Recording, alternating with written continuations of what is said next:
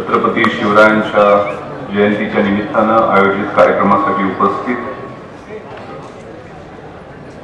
MIT या परिवाराचे कुटुंब प्रमुख डॉक्टर Y.A. कवडे सर, संस्थेचे महासंचालक आमचे मित्र प्रोफेसर मुनीश शर्मा, आजचे प्रमुख मार्गदर्शक professor doctor Shivanand Bhanuse, MIT मधील सर्व अध्यापक आणि माझ्यासमोर बसलेले सगळे मावळे, युवती आणि युवक दोघेही त्यामध्ये,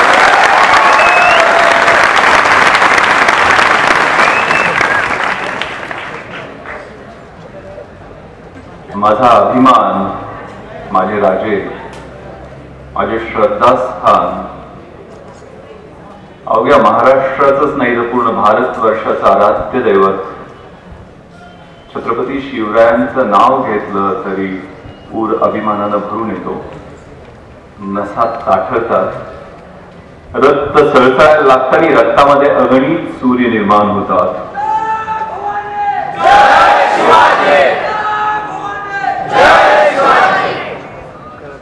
त्या ब्रिटिश अधिकाऱ्याने लिहून ठेवलेलं आहे, I am afraid of an army of 100 ships led by a lion than an army of 100 lions led by a ship. A man with the courage is an army. Chhatrapati शिवरायांनी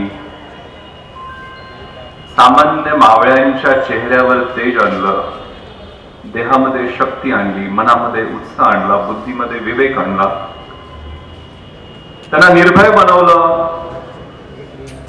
त्यांना निर्धाराचं बळ दिलं, देशप्रेम धर्मप्रेम जागृत केलं, मातृभूमीविषयी श्रद्धा जागृत केली, चारित्र्य शुद्ध बनवलं आणि असे अनेक सिंह मावळ्यांच्या स्वरूपात त्यांनी निर्माण केले. ते छत्रपती शिवरायांचे 8वावे रूप, शिवरायांचा 8वावा प्रताप, शिवरायांचा 8वावा साक्षेप भूमंडळी, शिवरायांचे ऐसे चालणे, शिवरायांचे ऐसे बोलणे, शिवरायांचे सलगी देणे ऐसे असे, निश्चयाचा महामेरू, अखंड स्थितीचा निर्धारू श्रीमंत योगी, शिवराजांची 8वावे जीवित तृणवत मानावे, इहलोकी परलोकी तरावे कीर्तिरूपे.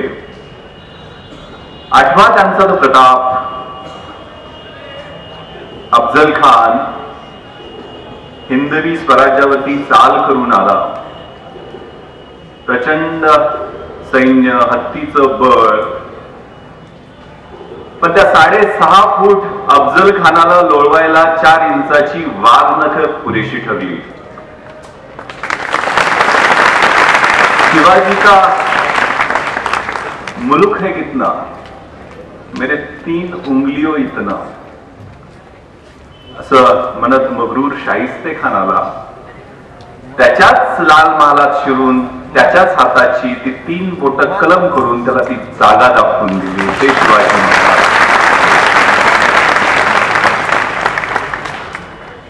पन्हाळगड असो किंवा त्या औरंगजेबाच्या दरबारात त्याचीच खैरात उधळून लावत त्यालाच आव्हान देणारे आणि त्याच्या 2,60,000च्या पहाऱ्यातनं सही सलामत एकही मावळा न गमावता चातुर्याने निसटणारे छत्रपती शिवाजी महाराज.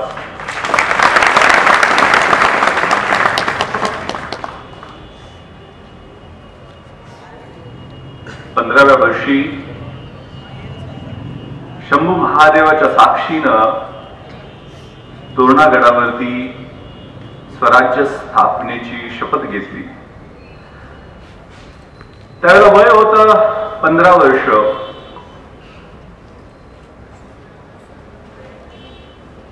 $36,000 होन वार्षिक उत्पन्न होतं. 45व्या वर्षी ज्यावेळेला राज्याभिषेक झाला त्यावेळेला राज्याचं स्वराज्याचं उत्पन्न होतं 4 कोटी होन. आजच्या भाषेत मागच्या किमतीत सांगायचं झालं तर 2 लाख कोटी रुपये.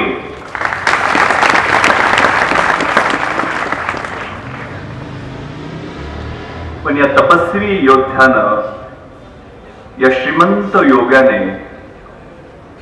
सह्याद्रीच्या निर्जन कड्या कपारींना शेले फागोटे बांधले, तिथं नंदनवन फुलवलं, गड किल्ले बांधले, स्वराज्य बांधलं, पण स्वतःचा एकही बंगला बांधला नाही की फार्म हाऊस सुद्धा बांधलं नाही. गुरुगोड 7-12च्या उतार्यावर कुठं आपलं नाव आणून दिलं नाही.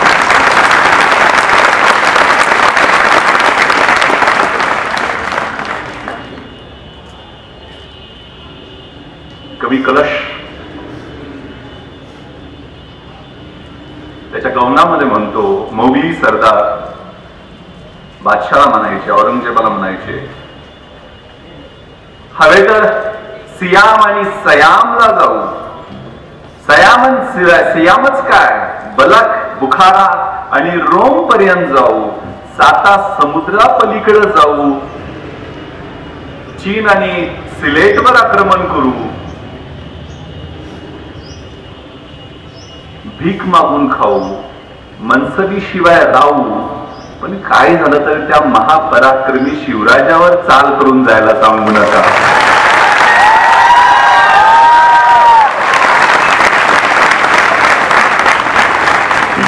काय जादू होती या राजामध्ये.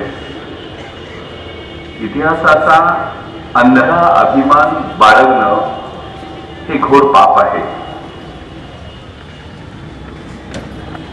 इतिहासाविषयी अज्ञान असणं याच्यासारखा दुसरा महामूर्खपणा नाहीये.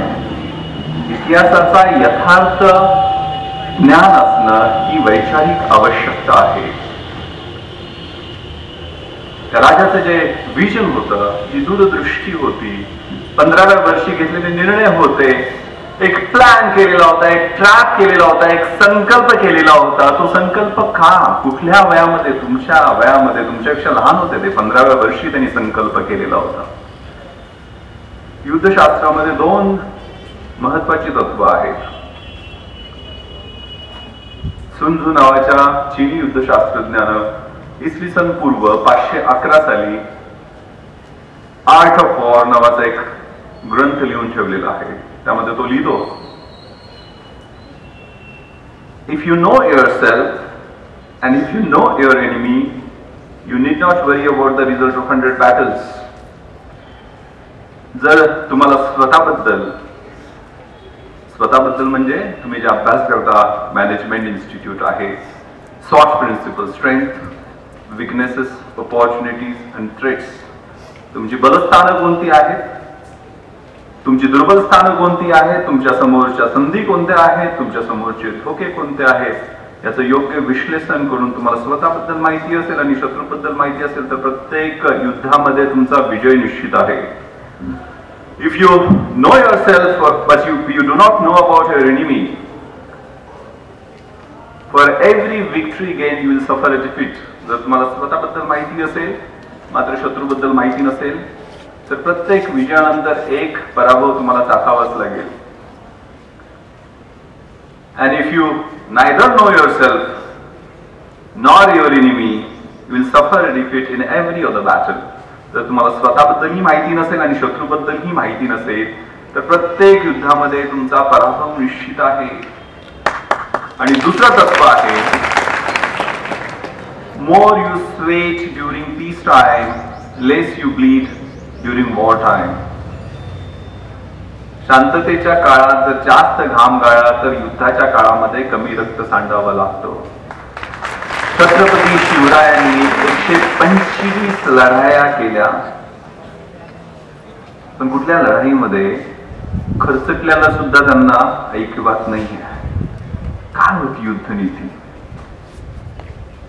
एक पोर्तुगीज अधिकारी लिहितो त्यांच्याबद्दल, आद्र नावाचा, The mystery is still unresolved. Whether Shivaji substitute himself for others or he was a magician or a devil to act on his places. कारण एकाच वेळेला अनेक लढायांमध्ये अनेक चढायांमध्ये छत्रपती शिवराय आहेत अशा वावड्या उठलेल्या असायच्या. तर प्रत्येक ठिकाणी तर छत्रपती शिवराय असू शकणार नव्हते. त्यामुळे तो पोर्तुगीज अधिकारी गोंधळून लिहितो की शिवाजी त्यांच्या ठिकाणी दुसरे कोणाला तरी पाठवून द्यायचे का त्यांच्या ठिकाणी त्यांचं भूत किंवा पिशाच किंवा जादूगराची नीती काम करायची. तो संकल्प, त्या वयामध्ये केलेला संकल्प खूप महत्वाचा आहे. त्यांच्या विचारांचा, त्यांच्या कर्तृत्वाचा एक कण जरी आपण आपल्या समोर ठेवला आदर्श, खूप मोठं यश मिळू शकतो. मला आठवतंय मी 12वीला होतो, तुमच्या वयाचाच होतो. त्यावेळेला एक संकल्प केला आणि मीच नाही, माझ्यावर आम्ही तिघ जण टोटल होतो. 3 इडियट्स सारखी आमची कहाणी आहे.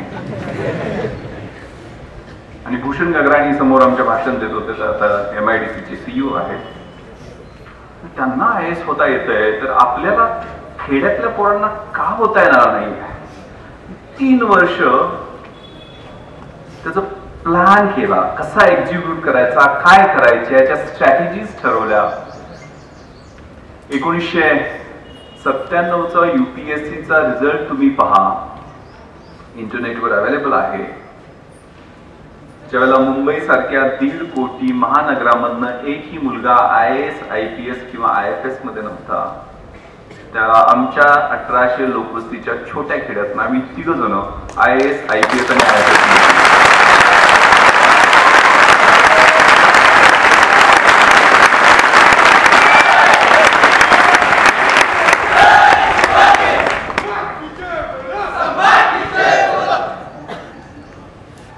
वय वर्ष 15-16, त्या वयात प्री फ्रंटल एरिया, डॉक्टर सुद्धा इथं असतील, आपल्या ब्रेनचा डेव्हलप होत असतो.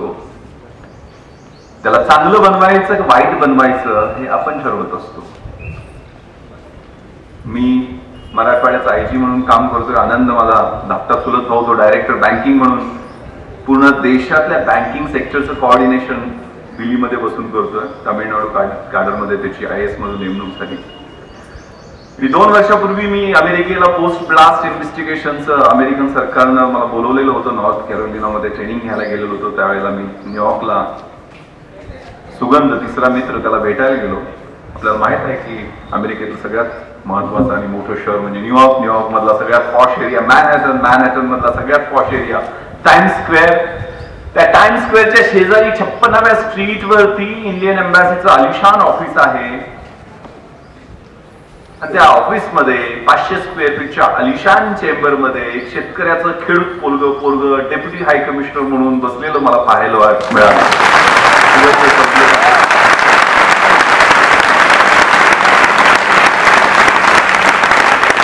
तो प्लॅन, ट्रॅप, तो काय होता आणि तो याच वयात काढायचा असतो, संकल्प करायचा असतो. म्हणून ही शिवजयंती कशासाठी आहे? आदर्श घेण्यासाठी आहे, त्यांचा पाईक होण्यासाठी आहे. माझी फक्त IPS मध्येच निवड झाली नव्हती. मी फौजदार झालो होतो, सेल्स टॅक्स इन्स्पेक्टर झालो होतो, उपजिल्हाधिकारी MPSCतनं झालो होतो ना IPS. म्हणजे 4-12 परीक्षा न थांबता वयाच्या 21-22व्या टप्प्यामध्ये सिलेक्ट झालेलो होतो. म्हणजे मित्र गमतीनं त्यावेळेला म्हणायचं, कारण आता काय कटरीना कैफचा जमाना, त्यावेळेला माधुरी दीक्षितचा जमाना होता. विनोदानं म्हणायचे की जर विश्वास एखाद्या वेळेला तू अंजलिना जोली किंवा माधुरी दीक्षितला प्रपोज केलंस तरी ती नाही म्हणणार नाहीये.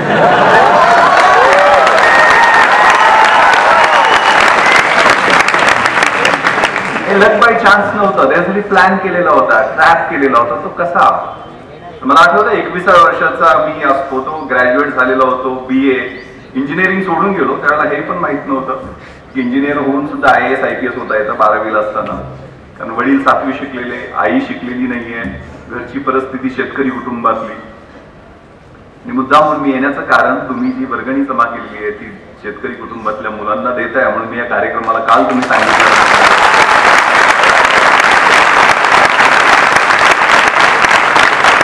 घरावरती नियतीनं खाला केलेला आहे.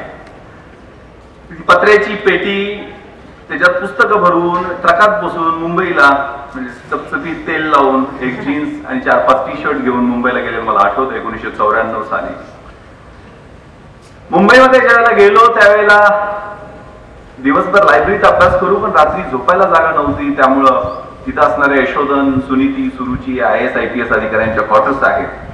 लाल दिव्याच्या गाड्या झगमगीत यायच्या, पुढं उभा राहायच्या, त्यातनं सुटापुटातले अधिकारी उतरायचे. त्या अधिकाऱ्यांच्या असणाऱ्या क्वार्टर्सच्या शेजारी असणाऱ्या सर्वंट क्वार्टर्स 10x10 त्यात झोपायला जागा मिळेल का ही पण शोधण्याचा प्रयत्न केला तर ती जागा सुद्धा मिळाली नव्हती. आमदार निवासात पेटी ठेवली आणि कसं तरी तिथं राहायला लागलो. तिथनं 5 मिनिटाच्या अंतरावरती मेट्रो थिएटर आहे. मेट्रो थिएटर मध्ये त्यावेळेला सिनेमाची प्रीमियर व्हायची. मला आठवतोय कभी ना कभी हा नावाचा शाहरुख खानचा सिनेमा त्यावेळेला रिलीज झालेला होता. ते शाहरुख खानला पाहायला 2 तास बाउन्सरच्या शिव्या खात आम्ही मित्र तिथं उभा राहिलेलो होतो. तिथनंच 2-5 मिनिटाच्या अंतरावरती metro, CCI club, Bombay Gymkhana अशा हायफाय लोकांचे क्लब आहेत. त्या क्लब मधनं तारेच्या कुंपणाच्या आत उड्या मारून आत बड्या बापांची, श्रीमंताची पोरं कशी स्क्वॅश खेळतायत, टेनिस खेळतायत, कुतूहलानं आत मागण्याचा आम्ही प्रयत्न करायचो. तिथनंच 5 मिनिटाच्या अंतरावरती gateway of India, gateway of इंडियाच्या समोर ताज हॉटेल आहे. त्या ताज हॉटेलमध्ये त्यावेळेला 25-30 रुपयाला काहीतरी चहा मिळायचा. कधी तिथं चहा प्यायचं स्वप्न पाहू शकतो का हे धाडस सुद्धा झालं नाही, कारण खिशानं कधी 15 रुपयाच्या वेळेवर राईस प्लेट खाण्याची परवानगी सुद्धा त्यावेळेला दिलेली नव्हती. पण 2 वर्ष 95-96 पेकाट मोड येतोपर्यंत आणि बुडाला फोड येतोपर्यंत अभ्यास केला.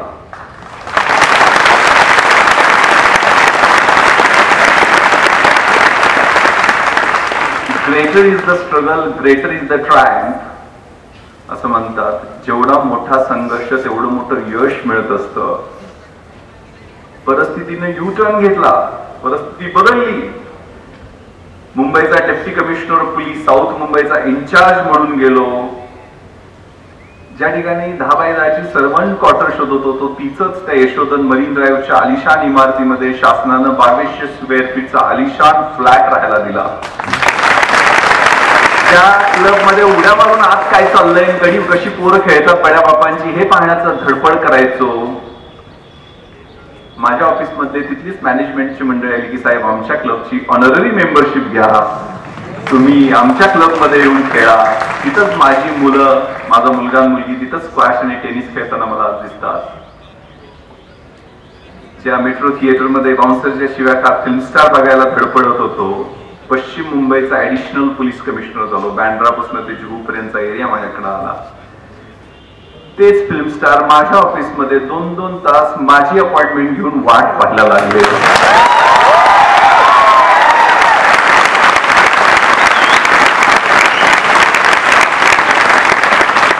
ताज हॉटेलमध्ये कधी चहा प्यायचंही स्वप्न पाहण्याचं धाडस होत नव्हतं. 26/11च्या रात्री सगळ्यात जास्त माझी आणि माझ्या टीमची त्यांनी वाट पाहिली आणि तिथं अतिरेक्यांशी 2 हात केल्यामुळे राष्ट्रपतींचं सर्वोच्च पदक देण्यात आलं. सांगण्याचा उद्देश माझी प्रशंसा करून घेण्याचा नाहीये. तो फाटक्या चड्डीपासून IPS पर्यंतचा प्रवास जो आहे तो हा राजा समोर आदर्श ठेवून अभ्यास केल्यामुळे झालेला आहे. तो गनिमी गावा.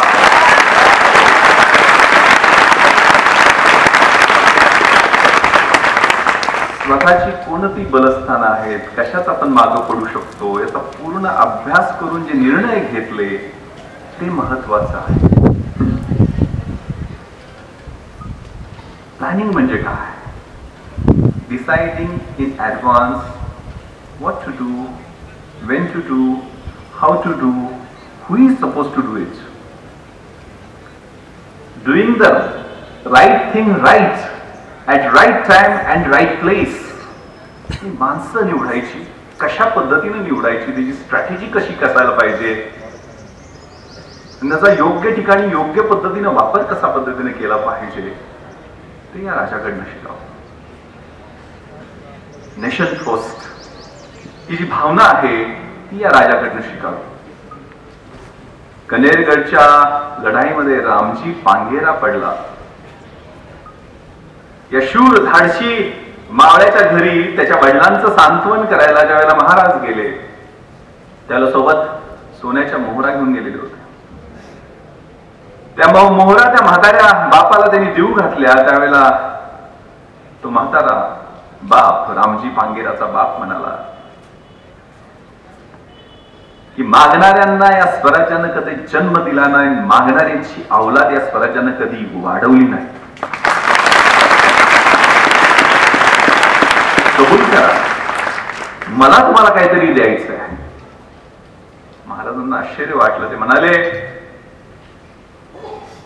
की राजाकडे मागणाऱ्यापेक्षा राजाला देणारीच प्रजा या स्वराज्यात जन्माला आली, म्हणून हा ध्वज, स्वराज्याचा ध्वज चोहूबाजूने फडकतोय. रामजी पांगेराच्या वडिलांनी शेतामध्ये काम करणाऱ्या छोट्या रामजीच्या छोट्या भावाला हाक दिली. 16-17 वर्षाचं चिमुरड पोरग धावत पळत धापा टाकत आलं. त्याला माहित नव्हतं छत्रपती शिवराय घरी आलेले आहेत. आणि त्या 17 वर्षाच्या पोराचा हात छत्रपतीच्या हातात दिला आणि म्हणाले की महाराज, रामजी स्वराज्याच्या कामी आला. अजून लेकरं असती तर ती पण स्वराज्यासाठी दिली असती. आता एकच लेकरू आहे, ते तुम्ही पदरात घ्या, स्वराज्यासाठी घ्या.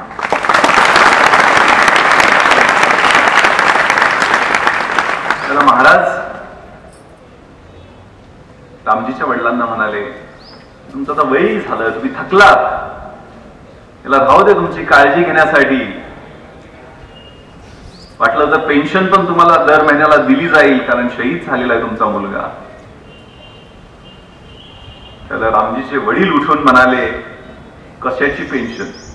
रामजी पडलाच त्यावेळेला पैशाचा प्रश्न संपला. काम नाही तर पैसे कशासाठी घ्यायचे? स्वराज्यासाठी मरण हे नशिबानच येत असतं.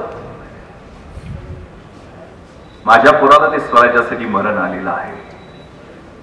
पहिलं माझं स्वराज्य, नंतर माझं गाव, नंतर माझं कुटुंब आणि नंतर मी.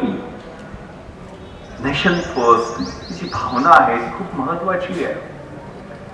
मला आठवतंय का 26/11च्या रात्री पहिल्या धुमश्चक्री नंतर 10:03 आम्ही त्यांच्यावर धुमश फायरिंग केलं आणि त्यानंतर 11:07 एकही फायरिंग झाडलेली नाही. 11:07 मात्र 2 ग्रेनेड ब्लास्ट झाले. शँडेलियर निघून खाली आलं. त्याला आमच्या लक्षात आलं की ते पळून गेलेले नाहीत. म्हणून मुख्य दरवाजावर कुमक अधिक मिळते का म्हणून मी आणि माझा बॉडीगार्ड गेलो. त्यावेळेला जिप्सी खाली 2 मिसरूड ही न फुटलेली पोरं जवान 21-22 वर्षाचे, राहुल शिंदे सोलापूर जवळच्या सुलतानपूरचा आणि जालन्याचा समाधान मोरे, SRPFचे जवान जिप्सी खाली दबा धरून बसलेले होते. मला पाहताच उठून उभा राहिले, मला सल्यूट केला. विचारलं कोणती बंदूक आहे? 303 रायफल आहे सर. किती राऊंड आहे? 30 राऊंड. परिस्थिती विषम युद्धाची होती, कारण माझ्याकडे पिस्टल होती, त्यांच्याकडे रायफली होत्या.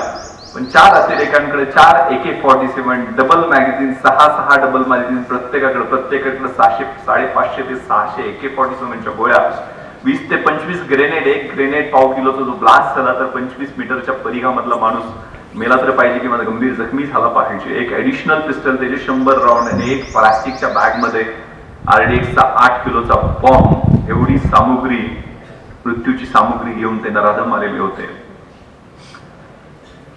पण या तरुणांच्या मध्ये जोश होता. आतमध्ये हात द्यायची परिस्थिती होती. अनेक लोकांचे जीव संकटात होते.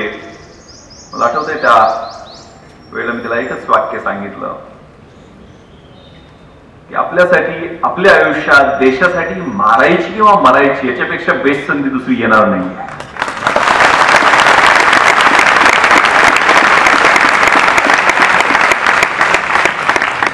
बुलेट प्रूफ जॅकेट नसताना हातामध्ये 303 रायफली घेऊन ती चिमुरड कोवळी पोरं माझ्याबरोबर आतमध्ये आली. 2:45 वाजेपर्यंत CCTV रूम आणि 6व्या मजल्यावरच्या अतिरेक्यांची आमची धुमश्चक्री सुरू राहिली. 2:45ला मात्र त्याने आमची पोझिशन ओळखली. ग्रेनेडचे ब्लास्ट 3ऱ्या मजल्यावर केले. नक्षीकाम असलेलं, लाकडी काम असलेलं ते सगळा फ्लोअर ते ताजचा पेटला. CCTV रूम मध्ये ज्वाळा आणि धूर यायला लागला. तुमच्या लक्षात आलं की आपण इथे जळून मरणार आहे. जळून मरण्यापेक्षा बाहेर जाऊन लढून मरावं हे लक्षात घेतलं आणि बाहेर आम्ही लाईन फॉर्मेशन मध्ये बाहेर पडलो. पण 4थ्या मजल्यावरनं त्यांनी आमच्यावर नेम धरलेला होता त्यांच्या AK-47च्या फैरींना. आमच्या पिस्तुली आणि रायफली कमी पडल्या. माझा बॉडीगार्ड अमित घेतलेला 3 गोळ्या लागल्या, त्याच्या पायात 2 गोळ्या लागल्या.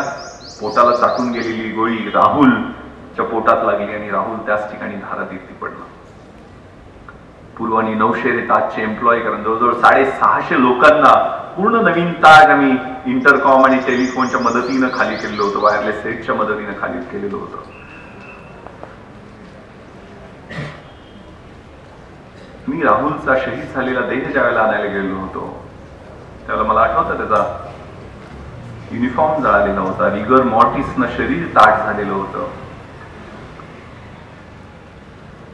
मात्र रायफलची बच खांद्यावरती होती, ट्रिगर गार्ड मध्ये उंगली होती आणि संगीन वरच्या दिशेनं रोखलेलं होतं आणि डोळे ताड उघडे होते आणि जणू साक्ष देत होतो की सर तुमच्या शब्दाला जागलो की नाही. एक 55 वर्षाचे अंमलदार तुकाराम मुंबाळे त्यांचं नाव, 5 गोळ्या पोटामध्ये झेलतात तरीही आपली पकड घेऊ देत नाहीत. एक अतिरेकी जिवंत पकडला जातो. भगतसिंग, राजगुरू, सुखदेव, अशफाकुल्ला खान यांचं बलिदान आणि Karkare sir, Kamthe sir, Rahul Shinde, Tukaram Mumbale, major Unnikrishnan, Shashank Shinde, Salaskar यांचं बलिदान यामध्ये काही फरक नाही. न इज्जत दे, न अजमत दे, न सूरत दे, न सीरत दे, मेरे वतन के वास्ते अरब, मुझे मरने की सिर्फ हिम्मत दे, आरज़ू कुछ भी नहीं है. कशामुळे शक्य झालं?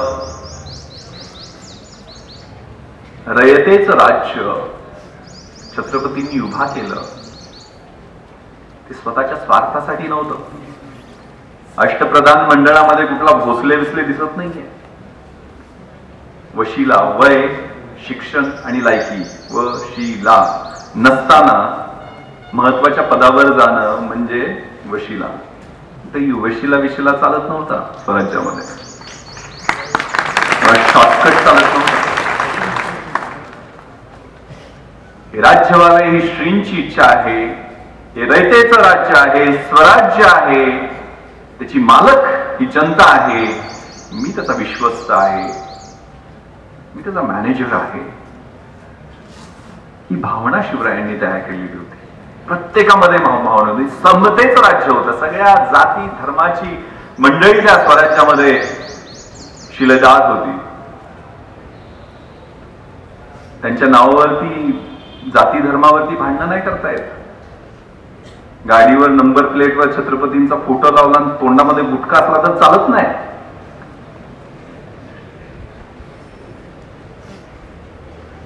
जिजाऊंना प्रणाम करताना आतमध्ये कुठेतरी बहिणींबद्दल, मातांबद्दल इज्जत असणं हे खूप महत्वाचं आहे. यत्र नार्यस्तु पूजन्ते रमन्ते तत्र देवता यत्रे तासून पूजन्ते सर्वास्त्र त्राफला क्रिया. ज्या ठिकाणी नारीची, महिलेची सन्मान केला जातो त्या ठिकाणी देवतांचं वास्तव्य असतं. ज्या ठिकाणी तिचा अपमान केला जातो, तिचा छळ केला जातो, तिथं सर्वास्त्र त्राफला क्रिया, कोणतीही क्रिया यशस्वी होत नाही. कल्याणच्या सुभेदाराची सून ज्यावेळेला उभा राहिली समोर त्याला राजा काय म्हणतो की आमची आई जर अशी सुंदर असती तर आम्ही असे सुंदर झालो असतो. काय ती नीतिमत्ता, काय ती चारित्र्य.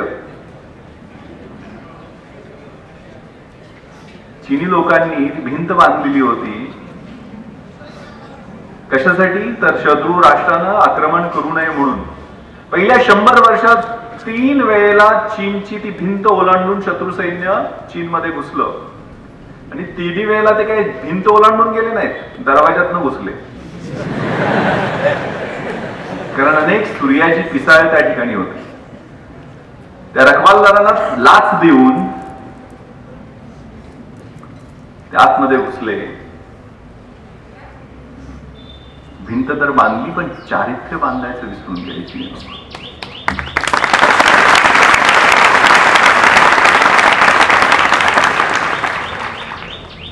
जनसेवेस्त असे काच कचेरी ती डाकूंची गुहा नसे. मेजा खालून मेजा वरतून द्रव्य कुणाचे लुटू नका.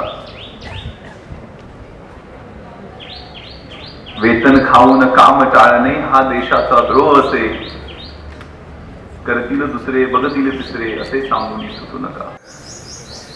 20,000 तास इंटरनेटवरती ते 15,000 मर्डर पाहतात, 12,000 रेप पाहतात आणि 1 लाख पोर्नोग्राफिक क्लिप्स पाहतात.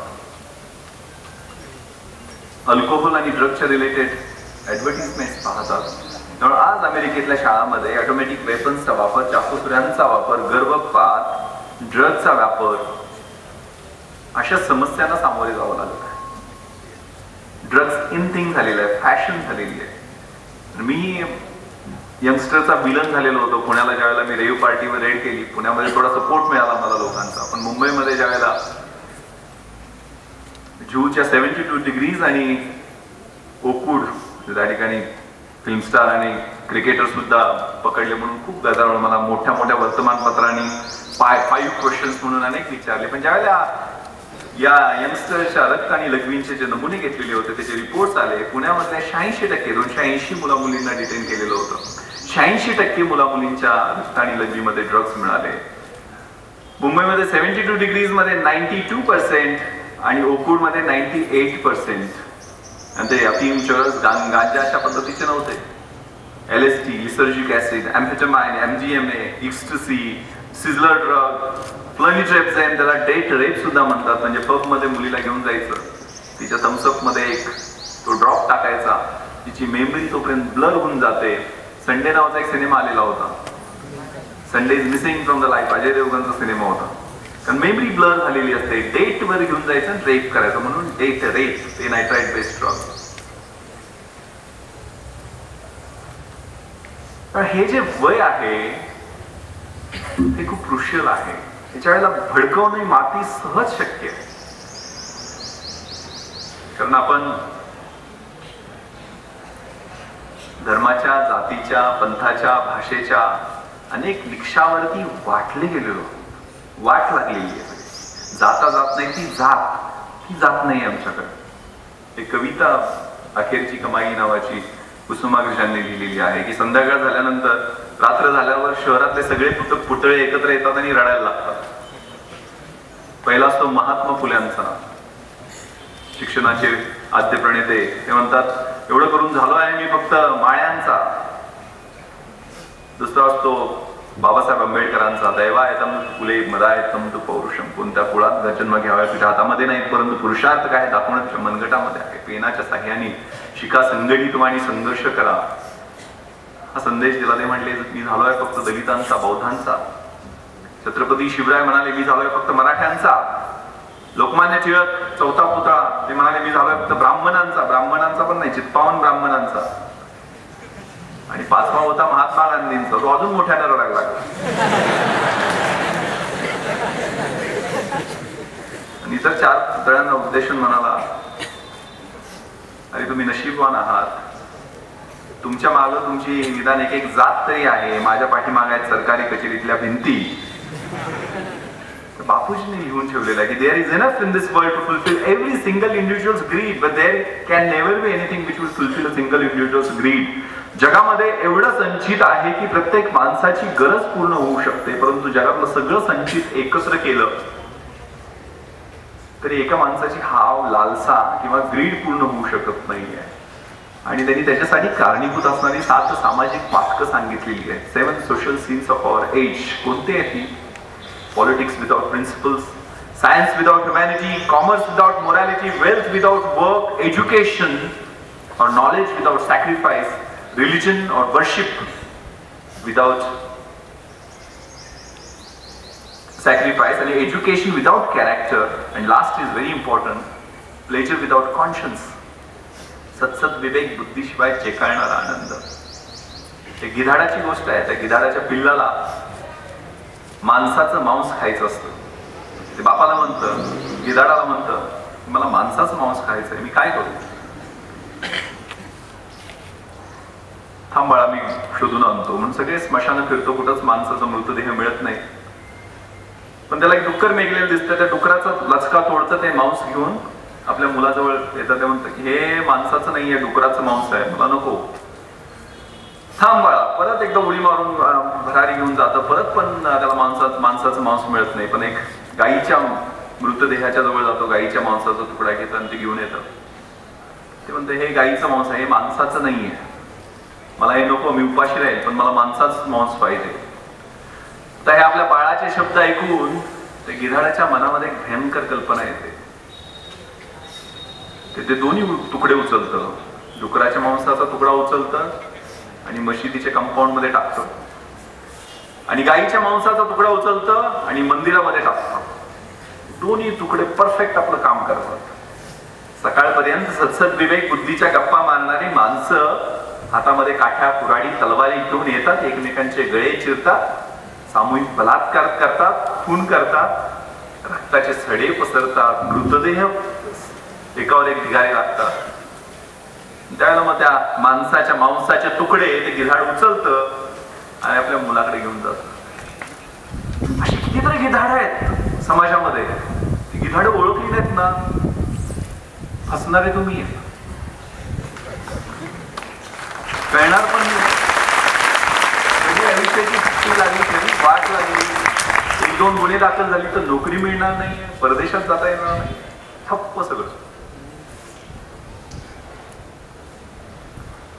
इतने दीवाने हैं लोग जो कभी फूलों पे पत्थर और पत्थरों पे फूल फेंकते हैं. हम तो इन्हें खड़े हुए देखना चाहते हैं, लेकिन ये कभी मंदिर कभी मस्जिद खड़ी कर देते हैं और खुद गिर जाते हैं.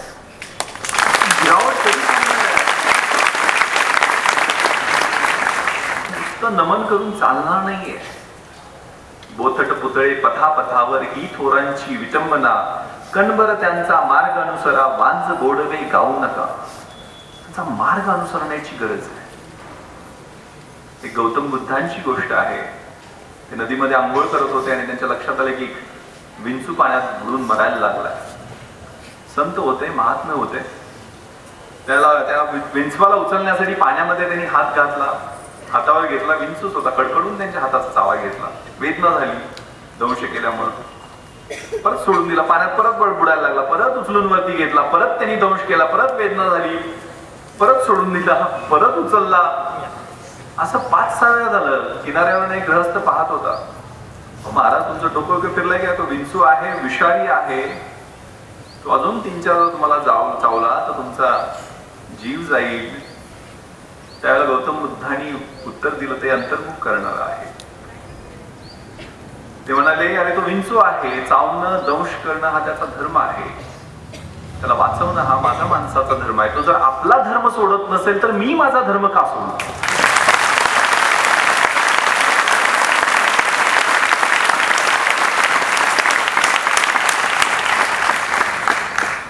जगामध्ये सगळ्यात सुंदर 3 क्रियापद आहेत. To love, to help and to serve. प्रेम करणं, मदत करणं आणि सेवा करणं. हे उद्दिष्ट आपण आपल्या समोर ठेवलं. ही खूप छान प्रार्थना आहे परमेश्वराची. God grant me the serenity to accept the things which I cannot change, courage to change the things which I can, and wisdom to know the difference. परमेश्वरा, ज्या गोष्टी मी बदलू शकत नाही ते स्वीकारण्याचं मला धैर्य दे.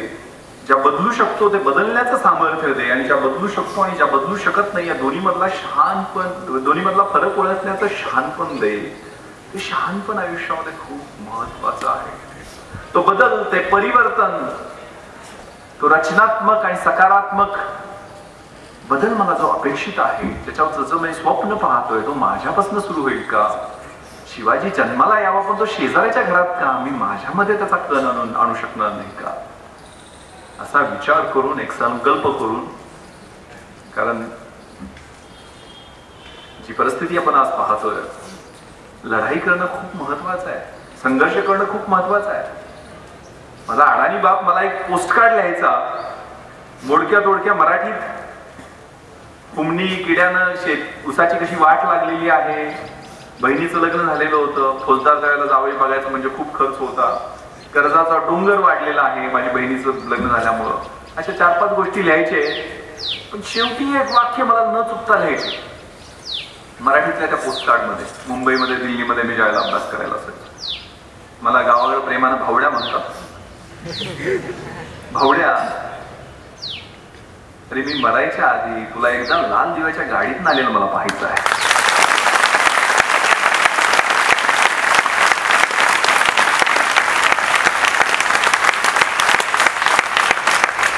अनेक मोटिवेशनची पुस्तकं वाचले, अनेक शिक्षण. मी IPS जवळजवळ BA होतो, नंतर MA, LLB, MBA, आता LLM पण करतोय. फर्स्ट इयर झालेलं आहे माझं.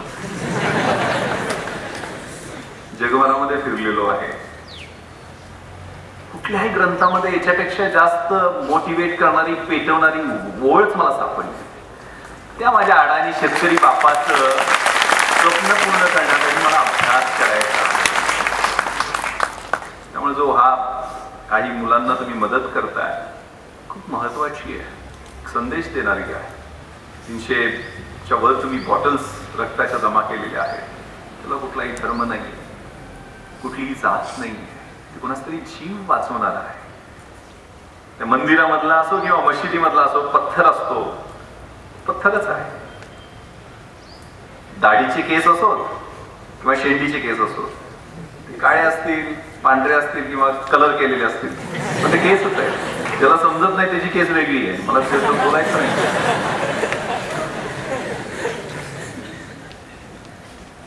हा मेसेज घेऊन जायचं आहे, एक उद्दिष्ट घेऊन जायचं आहे. शेवटी कविता एक त्या मुलांसाठी ओल्या दुष्काळाची कविता आहे. इकडे सुका दुष्काळ आहे. ओळखलत कसर मला पावसात आला कोणी, कपडे होते करदमलेले, केसावरती पाणी, क्षणभर बसला नंतर हसला, बोलला वरती पाहुणी. गंगामाई पाहुणी आली गेली घरट्यात राहुनी, माहेर वाशिन पोरीसारखी चार भिंतीत नाचली, मोकळ्या हाती जाईल कशी बायको मात्र वाचली, भिंत खचली चूल विजली, होते नव्हते गेले, आठवणीला डोळ्यामध्ये पाणी मात्र ठेवले. कारभारणीला घेऊन सरसंगी आता लढतो आहे, चिखलकाळ गाळतो आहे, पडकी भिंत बांधतो आहे. खिशाकडे हात जाताच हसत हसत उठला, पैसे नकोच सर मला, जरा एकटेपणा वाटला. मोडून पडला संसार तरी मोडला नाही कणा, पाठीवरती हात ठेवून नुसतं लढ म्हणा.